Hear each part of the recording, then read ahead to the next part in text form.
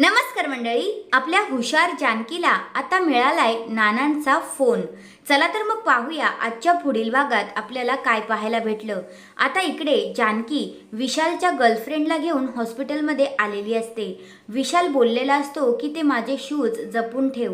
त्यात जानकी चेक करते तर खरंच तिला नानांचा फोन सापडतो आणि मग ती म्हणते हा तर नानांचाच फोन आहे। मग आता जानकी नानांचा फोन पाहून खूपच खुश होते। दुसऱ्या बाजूला आता जानकीची ही जी काही गोष्ट आहे ती लबाड शर्वरीला समजलेली असते।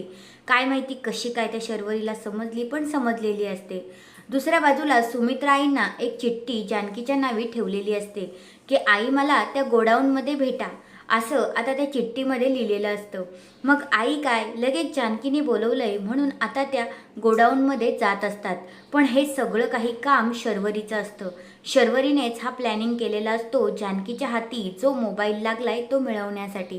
दुसऱ्या बाजूला आता राहुल म्हणतो तुला खरंच वाटतंय का जानकी पोलीस स्टेशनला न जाता इकडे गोडाऊनमध्ये येईल? तर शर्वरी म्हणते हो, मला खात्री आहे ती जानकी इकडेच येईल म्हणून। दुसऱ्या बाजूला आता शर्वरीने जानकीला एक व्हिडिओ पाठवलेली असते। तर जानकी फोन घेऊन पोलीस स्टेशनमध्ये जातच असते। तेवढ्यात आता तिच्या फोनवर एक व्हिडिओ येते, ती म्हणजे तिच्या सासूबाईंची।